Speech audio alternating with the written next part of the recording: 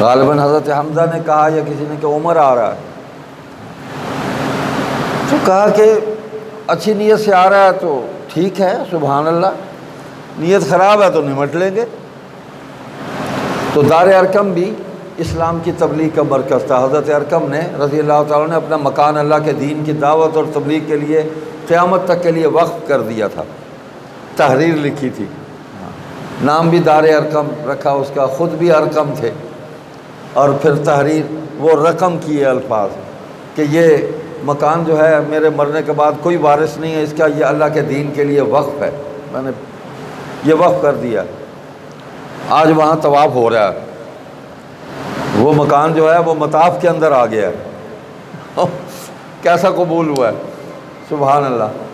تو حضرت عمر داخل ہوئے ہیں تو یہ روایت بھی ملتی ہے کہ جو ہی قریب آئے تو حضور صلی اللہ علیہ وسلم نے یہاں سے پکڑ لیا گریبان سے، یہ نبی کا ہاتھ ہے، ہاں ید اللہ ہے، اس کے پیچھے جو اللہ کی طاقت ہے، جو اللہ کی مدد ہے، جو قوت ہے، وہ کسی کے پاس نہیں ہے۔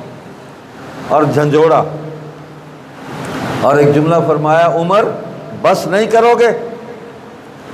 تو حضرت عمر فرماتے ہیں مجھ پر لرزہ طاری ہو گیا،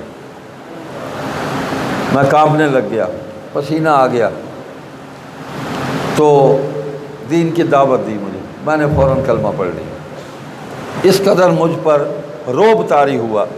حضور صلی اللہ علیہ وسلم نے جو اپنی صفات بیان کی ہیں کہ مجھے تمام انبیاء پر 6 باتوں میں فضیلت حاصل ہے، اس میں ایک صفت یہ ہے وَنُصِرْتُ بِالرُّعْبِ، کہ اللہ تعالیٰ نے مجھے رعب عطا کیا ہے، اور اس رعب کی کیفیت بھی یہ بتلائی کہ 1 مہینے کی مسافت تک میرا رعب جو ہے وہ قائم ہوتا ہے۔ ایک آدمی جتنا سفر 1 مہینے تک کرتا ہے، 1 مہینہ لگا کے، وہاں تک اللہ تعالیٰ میرا رعب جو ہے وہ قائم۔ کافر حضور کے سامنے ٹھہر نہیں سکتے تھے۔ تو آج ہم کہتے ہیں جی فلاں اللہ کا ولی ہے، ہوتے ہیں، یقیناً ہے، کون ان کا منکر ہے جو اللہ تعالیٰ کے حکموں کی پابندی کرتے ہیں، سنتوں کی اتباع کرتے ہیں۔ تو کہتے ہیں جی اللہ کے ولی نے مجھے دیکھا، بس مجھ پر کیفیت طاری کر دی، اللہ کے ولی نے میرے لیے دعا کی، اللہ نے قبول کر لی، میری زندگی پلٹ گئی۔ تو جس کے لیے نبی نے دعا کی اللہم اعز الاسلام بعمر ابن الخطاب و بعمر ابن حشام، اے اللہ اگر اسلام کو عزت دینی ہے نا، ان دونوں میں سے ایک دے دے، ایک مانگا دونوں میں سے۔ اللہ نے الفاظ بھی حضور علیہ السلام کی زبان سے وہ جاری کروائے جو اللہ کے ہاں طے تھے کہ یہ ہیں بڑے، ان میں سے ایک مل جائے نا تو کام ہو جائے گا ہمارا۔ تو دعا تو کیسے قبول نہیں ہونی تھی نبی کی، جس کا تعلق کبھی بھی عرش سے ختم نہیں ہوتا، نبی اللہ کے پیرے میں ہوتا ہے، پورا وجود، خیال، خواہش اور اعمال، گفتگو، ہر چیز اللہ کے پیرے میں ہوتی ہے، اور نبی کی کوئی بھی بات جو ہے وہ متنازعہ نہیں بن سکتی، اس کے کردار، سیرت، اس پر کوئی حرف گیری نہیں کر سکتا۔ حضور علیہ السلام کا وجود ایسا ہے، بلکہ ہر نبی کا، کہ وہ پاک ہوتا ہے، لیکن حضور علیہ السلام چونکہ تمام انبیاء کی صفات عالیہ بھی اللہ نے حضور میں جمع فرما دی تھی، کامل ہو گئی نا نبوت، تو جس رخ سے بھی کوئی حضور کو دیکھنا چاہے حضور حسین ہے، جدھر سے بھی کوئی آ کے دیکھ لے، ادھر سے آ کے دیکھے تو حسین ہے، ادھر سے آئے تو حسین ہے، سامنے سے آئے تو حسین ہے، پیچھے سے آئے تو حسین ہے۔ یہ تو ظاہری سراپا ہے۔ حضور کے اسوہ حسنہ کو پرکھنا چاہے، حضور کی گفتگو کو، آپ کے ارشادات کو، اور آپ کے معاملات کو، آپ کی دعوت اور تعلیم کو، آپ کی تبلیغ کو، آپ کے جہاد کو، آپ کی گھریلو زندگی کو، آپ کی اجتماعی زندگی کو، جس رخ سے بھی کو آ جائے نقص نہیں نظر آئے گا اس کو۔ تو ہم آج اللہ کے ولیوں کی کرامات اور ان کی توجہات اور ان کے مکشوفات اور پتہ نہیں کیا کیا، جو کئی چیزیں تو ہم نے خود بھی گھڑ گھڑا لی ہیں یہ صفتیں، ان کا انکار نہیں کرتے، لیکن ولی اپنی صفتیں بیان نہیں کیا کرتے، ولی مخلوق کو اللہ سے جوڑا کرتے ہیں، اللہ کے نبی سے جوڑتے، تو وہ دیکھ لیتے ہیں تو کایا کلپ ہو جاتی ہے، زندگی پلٹ جاتی ہے۔ تو جس کو نبی نے دیکھا، نگاہ نبوت جس پر مرتکز ہوئی، اور نبی نے جس کے لیے دعائیں مانگی، نبی نے جن کے لیے محبت کا اظہار کیا، جن کے لیے اللہ نے محبت کا اظہار کیا، وہ تو پوری امت کے لیے محبت کا مرکز اور محور ہے۔ ان میں سے کسی ایک سے بھی ہم نے بغض رکھا نا، ہم تباہ ہو گئے، حضور کی محبت نہیں ملے گی۔ حضور فرماتے ہیں جس نے ان سے بغض کیا مجھ سے کیا، تو جس نے نبی سے بغض کیا اس نے اللہ سے بغض کیا، تو اللہ سے بغض کرنے والے کا ٹھکانہ جہنم۔ اللہ اکبر۔ تو فاروق اعظم رضی اللہ تعالیٰ عنہ مراد رسول ہیں، مانگا ہے۔ امیر شریعت عطاء اللہ شاہ بخاری رحمۃ اللہ علیہ فرمایا کرتے تھے ابو بکر مرید ہیں، عمر مراد ہیں۔ وہ تو مرید ہیں، پہلے دن سے ہی ساتھ آئے، وہ تو سرکار کے گواہ تھے، صلی اللہ علیہ وسلم کے پہلے گواہ تھے مردوں میں، بچوں میں سیدنا علی پہلے گواہ ہیں، عورتوں میں ام المومنین سیدہ خدیجہ پہلی گواہ ہیں، اور قربانی دینے والوں میں اسلام کا پہلا شہید سیدہ خدیجہ رضی اللہ تعالیٰ عنہ کے پہلے خامن سے بیٹا ہے، حارث بن ابی حالہ، سب سے پہلا شہید ہے اسلام کا، کعبے میں مارا، حضور صلی اللہ علیہ وسلم کا ساتھ دینے کے جرم میں مارا، ان کے نزدیک تو جرم تھا۔ اماں خدیجہ کے بطن سے تھے لیکن پہلے خامند ان کے باپ تھے، حضور نے ان کو بھی بیٹوں کی طرح رکھا۔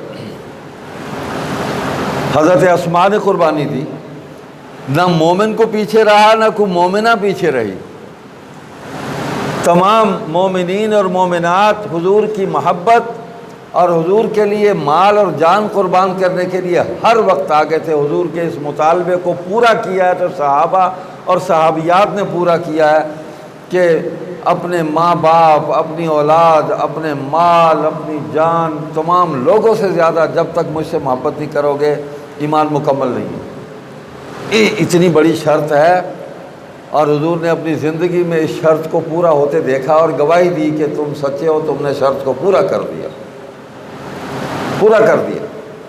حضرت عمر کا واقعہ ہے، حضور محبت کا اظہار فرما رہے تھے، شروع کی بات ہے، ابتدائی دنوں کو حضور نے ہاتھ پکڑا تو ساتھ چل رہے تھے، حضرت عمر کو بھی محبت پر رشک آیا تو کہا یا رسول اللہ میں اپنی جان کے علاوہ نا ہر چیز پر آپ کو عزیز سمجھتا ہوں۔ تربیت بھی تو ہونی تھی نا، عمر کی زبان سے یہ الفاظ اللہ نے نکلوائے تاکہ تیرے لفظوں کی بھی اصلاح ہو، تیرے عمل کی بھی اصلاح ہو، تیرے دل کے اندر بھی نور نبوت پورا جو ہے وہ اجاگر ہو جائے اور تو مومن کامل بن جائے۔ تو حضور علیہ السلام نے فرمایا عمر ایمان مکمل نہیں ہوا جب تک تو اپنی جان سے بھی زیادہ مجھے عزیز نہیں سمجھے گا، ایمان مکمل نہیں ہوگا۔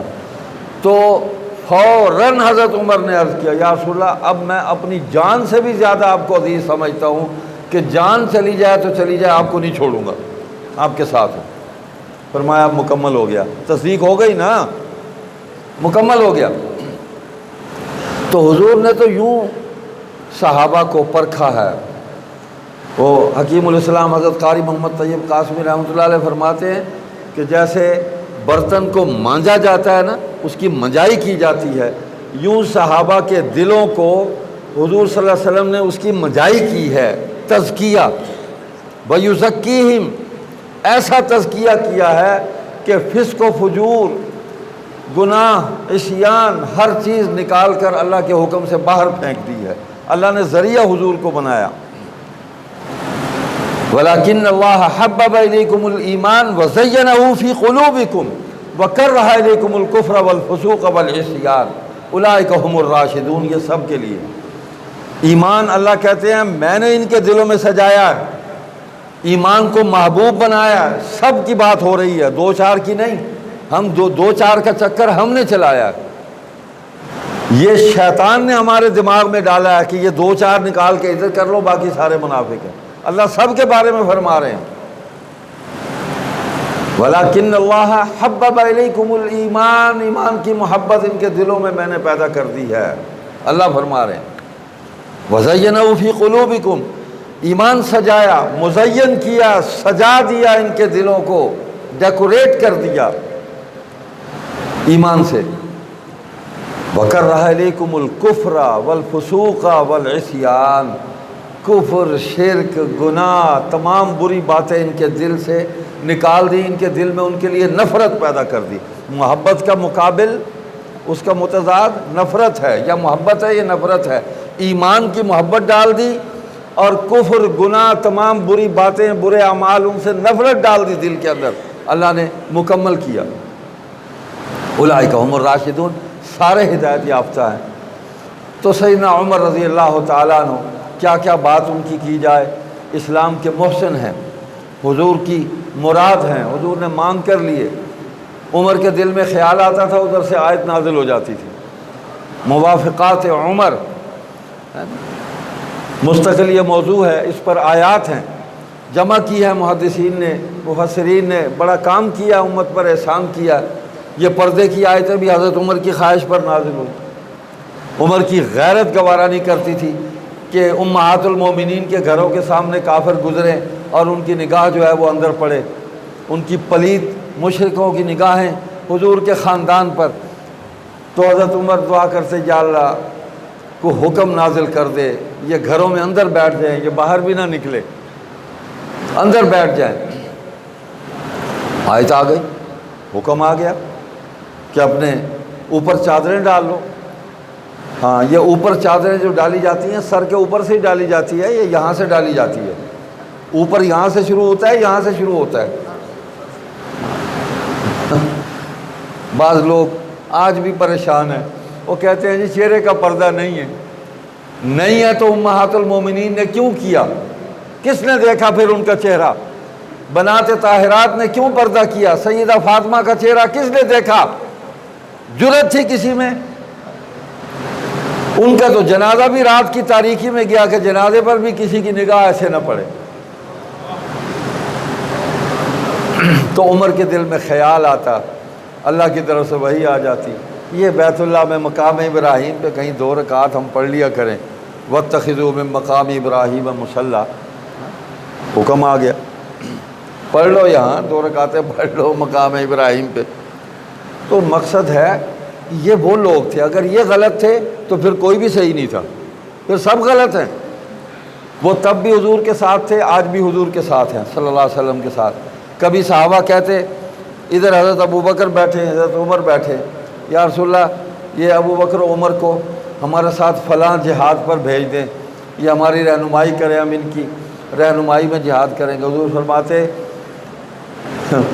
مجھے ان سے جدا نہ کرو، مجھے ان سے جدا نہ کرو، میں نہیں رہ سکتا ان کے بغیر، یہ میرے پاس ہی رہیں گے، تم جاؤ، ہم دعا کرتے ہیں انشاءاللہ اللہ تمہیں فتح دے گا۔ ان کی جدائی برداشت نہیں، حضور نے دنیا کی زندگی میں بھی ان کی جدائی کو قبول نہیں کیا، اور آخرت کی زندگی میں بھی ان کی جدائی حضور کو قبول نہیں تھی۔ آخرت کی زندگی میں بھی حضور کے ساتھ ہیں اور اعلیٰ درجے میں ہیں، جنت میں ہیں۔ یہ روضہ اطہر ما بین بیتی و ممبری روضۃ من ریاض الجنہ، یہ میرے گھر سے ممبر تک جتنا ٹکڑا ہے زمین کا، جنت کے ٹکڑوں میں سے ایک ٹکڑا ہے۔ تو حضور جنت میں ہے، کہاں ہے؟ جنت میں ہے۔ حضور جب اس گھر میں رہتے تھے تب بھی جنت میں ہے، حضور کی مٹی بھی جنت سے ہے۔ جس مٹی سے حضور کو پیدا کیا گیا صلی اللہ علیہ وسلم کو، وہ بھی جنت کی مٹی ہے۔ یہ جنت کا ٹکڑا ہی تو ہے، اسی کی مٹی سے، جہاں سے نبی کی مٹی لی وہیں آپ کو اللہ تعالیٰ نے واپس لوٹایا، وہیں آپ کی قبر مبارک بنی۔ تو ساتھ ابو بکر و عمر رضی اللہ عنہما، وہ بھی تو وہیں لیٹے ہوئے ہیں، تو جنت میں ہیں، اور کہاں ہیں؟ حضور نے زبان سے بھی فرما دیا تھا، ابو بکر فی الجنہ، عمر فی الجنہ، عثمان فی الجنہ، علی فی الجنہ، طلحہ فی الجنہ، زبیر فی الجنہ، سعد فی الجنہ، سعید فی الجنہ، زید فی الجنہ۔ 10 آدمیوں کے نام لیے نا، ان سب کو پتہ تھا ہمارا اعلان ہوا کہ ہم جنتی ہیں، لیکن پھر وہ اللہ سے ڈرتے تھے۔ کمال یہ ہے حضور نے اعلان کیا تم جنتی ہو، وہ پھر اللہ سے ڈرتے تھے کہ اللہ نے اگر یہ ہمیں اعزاز دیا ہے تو پکڑ بھی تو سکتا ہے نا ہماری کسی غلطی پر، علی کل شیء قدیر تو ہے۔ تو حضرت عمر شہید ہوئے۔ ایرانی مجوسی نے، جسے آج حضرت بابا شجاع کے نام سے یاد کیا جاتا ہے، اس ملعون ازلی کو، ابو لولو فیروز کو، جو حضرت مغیرہ کا غلام تھا، مجوسی تھا، کافر تھا، مشرک تھا، تو وہ جزیہ دیتا تھا، کیونکہ اسلامی ریاست میں کافر جو ہے وہ ٹیکس دیتا ہے، ذمہ تھا وہ جزیہ دیتا تھا۔ تو اس نے آ کے شکایت کی تھی کہ مجھے وظیفہ تھوڑا ملتا ہے، تو آپ نے، حضرت عمر نے اس کے احوال لیے تھے، فرمایا جتنا تو کام کرتا ہے نا وہ چکیاں بناتا تھا، اس کے مطابق ٹھیک تجھے وظیفہ ملتا ہے۔ کہنے لگا کہ ایسی چکی بناؤں گا کہ یاد کرے گی دنیا۔ تو جب وہ پلٹا ہے تو حضرت عمر کی بصیرت نہیں، فرمایا مجھے قتل کی دھمکی دے کے گیا ہے، اسی نے قتل کیا۔ اور یہ اسلام میں، یعنی صحابہ کے، خلفائے راشدین کے عہد میں یہ وہ پہلی دہشت گردی تھی، اور یہ خودکش حملہ تھا، خودکش حملہ پہلا تھا۔ ابو لولو فیروز مجوسی، ملعون ازلی و ابدی، قیامت تک اس پر اللہ کی لعنتیں برستی رہیں گی۔ اس نے حالت نماز میں فاروق اعظم رضی اللہ تعالیٰ عنہ کو خنجر مارا تھا، وہ گرے، اور حضرت عبد الرحمن بن عوف تھے، انہوں نے آگے بڑھ کے نماز کو مکمل کیا، فوراً پیچھے تھے، مسئلہ بھی سمجھا دیا کہ امام سے کوئی مسئلہ امام کے ساتھ بن جاتا ہے، وضو خطا ہو جاتا ہے، موت واقع ہو جاتی، تو امام تو ہٹ گیا، وہ دوسرا آگے آ کے اس وہیں سے نماز کو آگے مکمل کر دے، مقتدیوں میں سے۔ ہاں، کوئی راہ چلتا نہیں باہر سے آ کے آگے کھڑا ہو جائے، ذہن میں رہے، اس بات کو یاد رکھنا، میں آگے اس کو جوڑوں گا کہ باہر گلی سے گزرتا ہوا کوئی آدمی اگر امام کی جگہ پہ آ جائے، امام کا وضو ٹوٹ گیا، ہٹ گیا، امام فوت ہو گیا، گر گیا، تو باہر گلی سے کوئی آدمی دیکھ رہا ہے تو فوراً اندر آ کے امام کی جگہ پہ کھڑا ہو کے لوگوں کو نماز پڑھا دے، تو کسی کی نماز نہیں ہوگی۔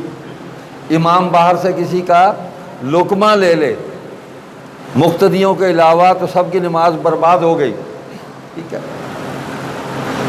تو حضرت عبد الرحمن بن عوف نے نماز مکمل کی، اس نے واپسی پہ 7-8 آدمیوں کو خنجر مارے، جب اس کو پکڑنے کی کوشش کی تو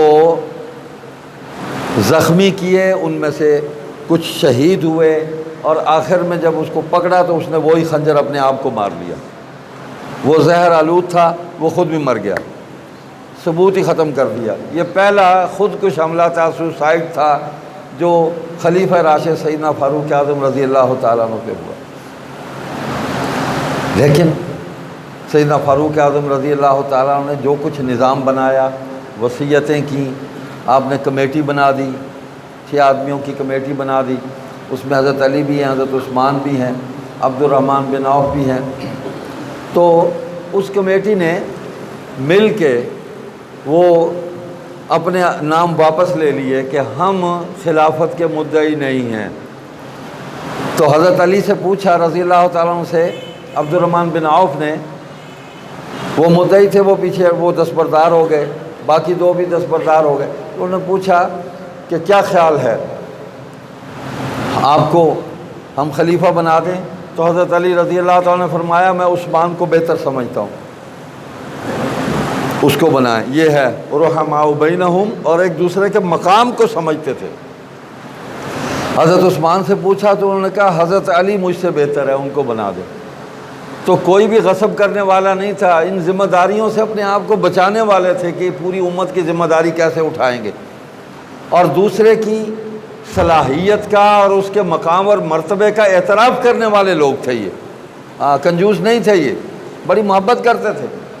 تو عثمان علی کا نام لے رہے ہیں، علی عثمان کا نام لے رہے ہیں، تو پھر سب سے پوچھا اور پھر اعلان کر دیا عبد الرحمن بن عوف نے آ کے کہ میں یہ عثمان کا ہاتھ پکڑتا ہوں تمام لوگوں نے، لوگوں میں کون ہے؟ صحابہ ہیں لوگوں میں فساق و فجار نہیں تھے، صحابہ تھے، کہ ان سے پوچھا اور ان سب نے عثمان کے حق میں رائے دی، میں ان کی بیعت کرتا ہوں۔ سیدنا علی سے فرمایا آپ بھی اٹھے بیعت کریں، سیدنا علی نے بیعت فرما لی رضی اللہ تعالی عنہ۔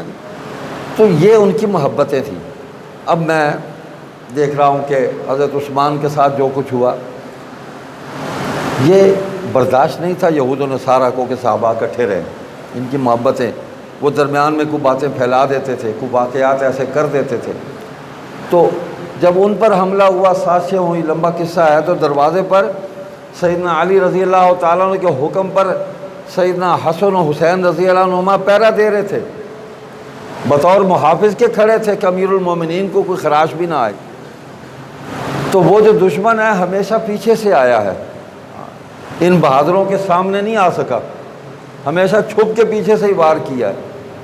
تو مکان کے پیچھے سے آئے اور سیدنا عثمان کو قتل کیا، آپ کی اہلیہ سیدہ نائلہ کی انگلیاں کاٹی، اور پھر آپ کی لاش پر وہ ناچتے رہے، پسلیاں توڑ دی، جمپنگ کرتے رہے، پھر گھر کا سارا سامان لوٹ لیا، لوٹ کر لے گئے۔ 40 دن کا محاصرہ، 17 دن کھانا پینا جو ہے اس کو بند رکھا۔ یہ ایک ظلم ہوا تاریخ میں، تفصیل ہے چھوڑتا ہوں۔ تو یہی حسن و حسین جو ابو بکر کے ہاتھوں میں کھیلتے رہے، وہ کندھوں پہ اٹھا لیتے تھے۔ عمریں بھی تو تھوڑی تھی نا، حضور علیہ السلام اس دنیا سے پردہ فرمایا تو 7 سال کے حضرت حسن تھے، 6 سال کے سیدنا حسین تھے رضی اللہ عنہما، تو چھوٹی عمریں تھی، لیکن انہوں نے اس عمر میں بھی جیسا حضور کو دیکھا، جو باتیں سنی، جو یاد تھی، وہ سنا دی، وہ امت تک پہنچا دی، وہ اعمال حسنہ امت تک پہنچا دیے کہ یہ حضور کی سیرت ہے، یہ حضور کے اعمال ہیں، یہ حضور کی گفتگو اور آپ کی حدیث ہے۔ حضرت حسن نے فرمایا نا کہ مجھے نانا جان نے فرمایا کہ ہر نماز کے بعد ایک دفعہ آیت الکرسی پڑھ لیا کرو، اگلی نماز تک اللہ کی حفاظت میں آ جاؤ گے۔ وہ اس پر عامل تھے، ہمیں بھی اس پہ عمل کرنا چاہیے، عمل کر کے دیکھ لو، اسی نیت سے پڑھو کہ حضور علیہ السلام نے فرمایا، اپنے پیارے نواسے کو فرمایا، اور یقیناً میں اللہ کی حفاظت میں آ گیا ہوں، اس نیت سے پڑھیں، سوائے موت کے کوئی چیز نقصان نہیں پہنچا سکے گی، کر لو، تجربہ کر کے دیکھ لو۔ تو یہ چیز ہمیں منتقل کی نا، اور بھی بہت ساری باتیں ہیں۔ تو سیدنا حسین رضی اللہ تعالیٰ نے نانا جان صلی اللہ علیہ وسلم کو نماز پڑھتے دیکھا، رات کو طویل قیام کرتے دیکھا، حضرت حسن نے دیکھا، تو ان کے محاسن میں، ان کی سیرت میں آتا ہے کہ ایک تو یہ آتا ہے کہ کبھی رات کے پہلے پہر سیدنا حسن جو ہے وہ قیام فرماتے تھے اور بہت تلاوت فرماتے تھے نوافل کے اندر، اور سورہ بقرہ پوری کی پوری پڑھ جاتے تھے، 2.5 پارے۔ پھر وہ کچھ آرام کرتے تھے تو سیدنا حسین کھڑے ہو جاتے تھے، پھر وہ طویل قیام کرتے تھے، وہ 2.5 پارے کھڑے ہو کے پڑھتے تھے سورہ بقرہ کی۔ تو وہ آپس میں وقت بھی عدلتے بدلتے رہتے تھے، لیکن راتوں کو قیام کرنے والے تھے، اللہ کی بارگاہ میں کھڑے ہو کے اپنے لیے، پوری امت کے لیے خیر اور بھلائی مانگتے تھے۔ یہ امت پر ان کے احسانات ہیں۔ حضرت ابوبکر نے فرمایا ایک دن، حضرت علی تھے، حضرت حسین بھی ساتھ تھے، حسن بھی ساتھ تھے، تو فرمایا کہ علی یہ تجھ سے مشابہ نہیں ہے، یہ حسن جو ہے نا، یہ سر سے لے کے یہاں تک، ناف تک حضور صلی اللہ علیہ وسلم سے مشابہت رکھتے ہیں، اور حسین جو ہے یہ سینے سے نیچے سے لے کے قدموں تک حضور علیہ السلام سے مشابہت رکھتے ہیں۔ تو کیوں نہ ہوتی مشابہت؟ آج ہم کہتے ہیں کہ فلاں کو دیکھو جی، اس کی اپنے باپ کے ساتھ بہت مشابہت ہے، بہت شکل ملتی ہے، تو باپ پہ ہی جانا ہے، کسی اور پہ تو نہیں جاتا کوئی، ماں باپ پہ ہی جاتا ہے۔ تو ان کے تو اللہ اکبر، حضور نے کتنی محبت کی حضرت حسن حسین سے، بڑی محبت کی، صحابہ نے ناز کی ہے ان کے نازوں کو اٹھایا۔ حضرت عمر فاروق رضی اللہ تعالیٰ عنہ نے یمن سے چادریں آئیں، کوئی تحفے آئے تو صحابہ کے بچوں کو تقسیم کیے۔ حسن و حسین جب نکلے نا تو ان کے پاس چادریں نہیں تھیں، عمر کا دل جو ہے نا وہ بجھ گیا، فاروق اعظم کا دل بجھ گیا کہ اوہو پھر کہا کہ یہ تو ان کی شان کے لائق بھی نہیں تھی، ہاں اس سے اچھی منگواتا ہوں۔ پھر یمن والوں کو خط لکھا کہ میں نے حضور کے نواسوں کو، میں نے شہزادوں کو میں نے چادریں دینی ہیں خوبصورت، تو ان کی شان کے مطابق اچھی سی چادریں بھیجو۔ دوبارہ وہاں سے آئیں تو پھر ان کو وہ دی، پہنائی اوپر، اور کہا کہ اب میرا دل خوش ہوا ہے۔ سیدنا عمر رضی اللہ تعالیٰ عنہ کے دور میں وظیفے لگے ہوئے تھے، تو حسن و حسین رضی اللہ عنہما ان کو وظیفہ دیا، حضرت علی کو وظیفہ دیتے تھے۔ بدری صحابہ کا جتنا وظیفہ تھا، حضرت علی تو بدر میں بھی ساتھ تھے، ہاں مرد میدان تھے، وہ تو کبھی میدان سے ہٹے ہی نہیں، اللہ اکبر۔ تو 5000 درہم وظیفہ حسن و حسین کا بھی دونوں کا الگ الگ لگایا کہ یہ حضور کے خاندان کے ہیں، حضور کے شہزادے ہیں، سالانہ وظیفہ 5000 درہم ان کو دیتے تھے۔ اور امہات المومنین جو حیات تھی 12000 درہم سالانہ ان کو دیتے تھے۔ یہ صحابہ کے وظائف۔ اور پھر وہ عراق سے خمس آتا تھا، حضرت عمر رضی اللہ تعالیٰ سب سے پہلے حسنین کریمین کو دیتے تھے کہ ان کو پیش کرو، پھر کسی اور کو دو تب قبول ہوگا۔ ایران کی فتح ہوئی، اس کے کسریٰ کے خزانے آ گئے، حضرت عمر رضی اللہ تعالیٰ نے صحابہ سے پوچھا کیسے تقسیم کروں، پیمانے سے ناپ کے یا ہاتھ کی ہتھیلیوں سے؟ تو سیدنا علی رضی اللہ تعالیٰ عنہ نے مشورہ دیا کہ امیر المومنین ہاتھ کی ہتھیلیوں سے اس کو اٹھا کے مال کو یوں تقسیم کریں، لپاں بھار بھار کے۔ تو ویسے ہی عمل کیا امیر المومنین فاروق اعظم نے، اور سب سے پہلے حسنین کریمین کو، حسن و حسین رضی اللہ عنہما کو، وہ ان خزانوں میں سے کہ یہ ان کا حق پہلے ہے، ان کو دیا کہ یہ لو۔ محبتیں تھیں، حضرت عثمان محبت کرتے تھے، حضرت عمر کی اہلیہ ام کلثوم حضرت حسین کی بہن تھی، نکاح ہوا نا ام کلثوم سے، تو وہ اپنی بہن کو ملنے جایا کرتے تھے عمر کے گھر، اور کئی کئی گھنٹے وہاں بیٹھتے تھے، اپنی بہن کے پاس بیٹھتے تھے۔ وہ لکھا ہے سیرت نگاروں نے، کئی دفعہ وہ جاتے تو بہن جو ہے وہ اپنے بال ٹھیک کر رہی ہوتی، بالوں کو سنوار رہی ہوتی تھی، وہ پاس جا کے بیٹھ جاتے تھے بہن کے پاس، فاروق اعظم آ جاتے تھے، اور کئی کئی گھنٹے نشستیں ہوتی تھی، کئی مسائل پہ آپس میں بیٹھ کے مکالمہ کرتے تھے۔ انہوں نے تو کبھی نفرت کا اظہار ہی نہیں کیا ساری زندگی کسی صحابی نے۔ حسن و حسین سے، سیدہ فاطمہ سے رضی اللہ عنہ، اہل بیت سب سے، جو حضور کے گھرانے کے جتنے بھی افراد تھے ان سے محبت کی ہے، نفرت نہیں کی صحابہ نے۔ حضرت عثمان کا بھی یہی حال تھا، خالو تھے، 2 خالائیں ان کے گھر میں آئیں حضرت حسین اور حسن کی، تو کہنے کی بات یہ ہے کہ کوفیوں نے حضرت علی کو بلا کے شہید کیا، دھوکہ دیا۔ حضرت حسن اس وقت تجویز دیتے رہے ابا جان نہ جائیں، مجھے لگتا ہے آپ واپس نہیں آ سکیں گے، یہ آپس کا ان کا مکالمہ ہے، ہمیں کچھ کہنے کی اجازت نہیں ہے، ہم باہر بیٹھے ہیں۔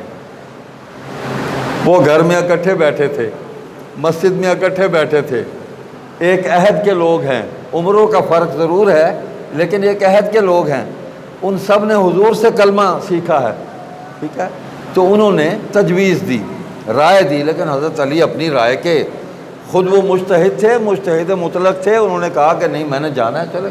وہی ہوا جو حضرت حسن نے عرض کیا تھا، ان کا خدشہ تھا، خطرہ تھا، قتل کر دیا۔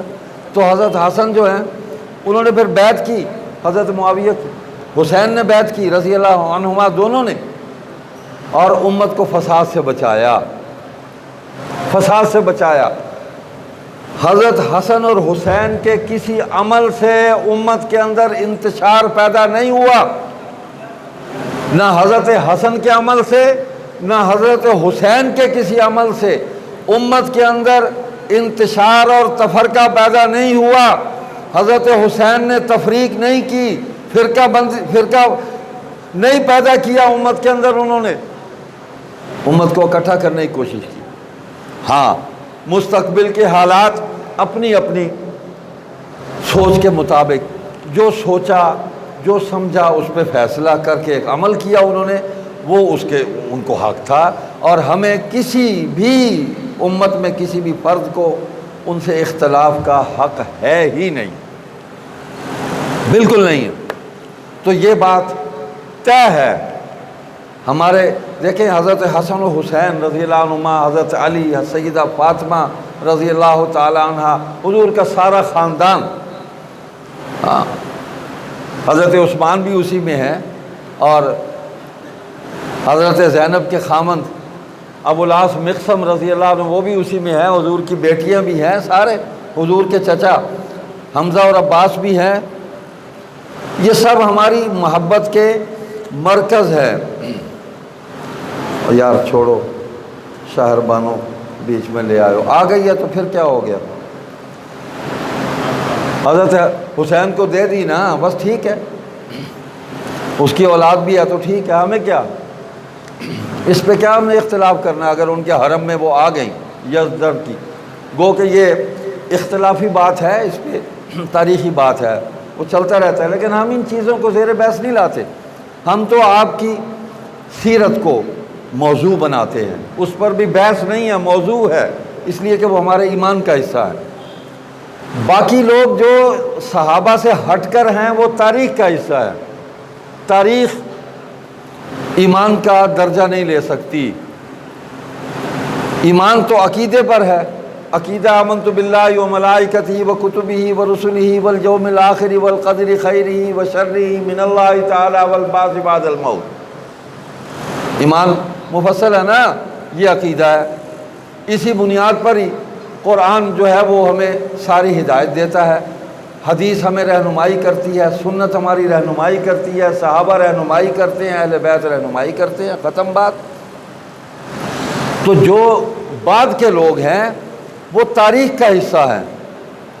صحابہ سے اگر کسی سے کوئی اختلافی بات ہوئی تو ان کا آپس کا معاملہ ہے، منع کیا گیا ہمیں کہ ان کے معاملات کے اندر دخل مت دو، چھوڑ دو ان کو، ان پر بس وہ اپنے اجتہاد پر عمل کرنے کے ان کو اختیار حاصل ہے۔ بعد کے لوگ تاریخ کا حصہ ہیں، ان کا دفاع نہ ہم پر فرض نہ واجب، مستحب بات ہے کہ اگر صحیح بات ہے تو دفاع کر دیں، غلط بات ہے تو چھوڑ دیں۔ گالم گلوچ تو کسی عام مسلمان کو بھی کرنا ٹھیک نہیں ہے، چاہے جائے کہ ہم کسی تابعی کو، کسی صحابی کو استغفر اللہ، اس کو ہم گالیاں دیں، اس پر تبرہ کریں۔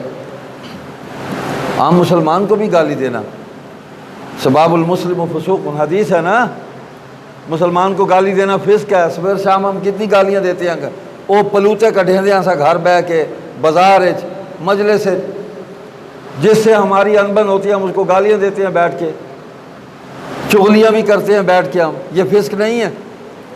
تو خیر، تو صحابہ کا دفاع ہم پر فرض ہے۔ تو حسن و حسین بھی صحابہ میں شامل ہیں، حضور صلی اللہ علیہ وسلم نے ان کو باقاعدہ ایک دفعہ بیعت کی۔